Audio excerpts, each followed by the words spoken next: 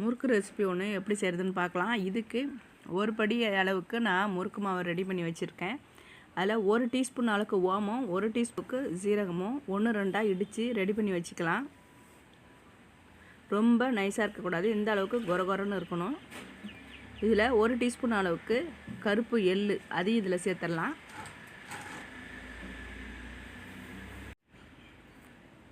ஒரு அரை டீஸ்பூன் அளவுக்கு பெருங்காயத்தூள், 1 டீஸ்பூன் அளவுக்கு தூள் உப்பு சேர்த்து இது நல்லா முதல்ல கலந்து விட்டுக்கோங்க. இப்போ 2 டீஸ்பூன் அளவுக்கு பட்டர் இதில் சேர்த்து நல்லா கலந்து விட்டுக்கலாம். தண்ணி முதல்ல ஊற்றக்கூடாது, பட்டர் நல்லா மிக்ஸ் பண்ணி எல்லா மாவுலையும் படுற அளவுக்கு நல்லா மிக்ஸ் பண்ணிக்கணும். அது ரொம்ப முக்கியம். பட்டர் மிக்ஸ் பண்ண பிறகு நல்லா பிடிக்க வரணும் மாவு. அப்போயே தெரியும் நல்லா பிடிக்க வரும்.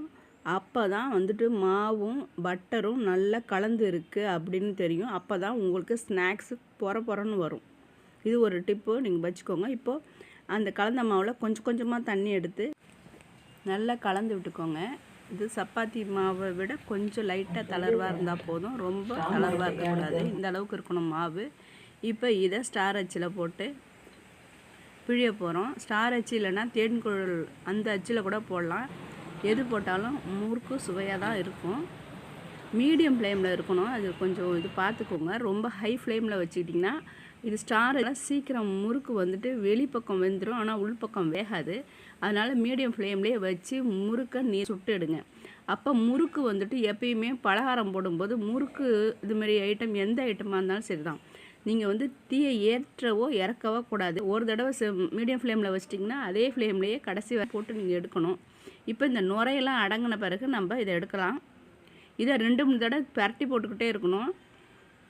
அப்போ தான் 2 பக்கமும் நல்லா ஒரே மாதிரி வெந்திருக்கும். இப்போ 2-3 தடவை பரட்டி போட்டுட்டேன் நான். இதை வீடியோவில் இதை ஃபில்ட்ரு பண்ணி எடுத்துக்கலாம், எண்ணெய் வடிகட்டி எடுத்துடலாம். இந்த முறுக்கு வந்துட்டு சாதாரண பச்சரிசி 1 படினா 1/4 படி அளவுக்கு உளுந்தும் 1/4 படி அளவுக்கு பொட்டுக்கல்லையும் நான் இதில் சேர்த்து அரைச்சி எடுத்துருக்கேன். பொட்டுக்கல்லை வறுக்க வேண்டாம், ஆனால் உளுந்தை வந்துட்டு லேசாக பொன்னிறமாக வறுக்கக்கூடாது, லேசாக வறுத்துட்டு மிஷினில் கொடுத்து இல்லை 3த்தையும் சேர்த்து அரைச்சி எடுத்துகிட்டு வந்து நீங்கள் முறுக்கு ரெடி பண்ணணும். இந்த முறுக்கு ரொம்ப சாஃப்டாக நல்லாயிருக்கும் டேஸ்ட்டு. அதே சமயத்தில் வயசானவங்களுக்கு இந்த ஸ்டாரேஜ்லாம் சாப்பிடும்போது, ஆனால் முறுக்கு மென்மையாக இருக்கும், ஸ்டாரேஜ்லாம் சாப்பிடும்போது கொஞ்சம் இதுவாக இருக்கும்.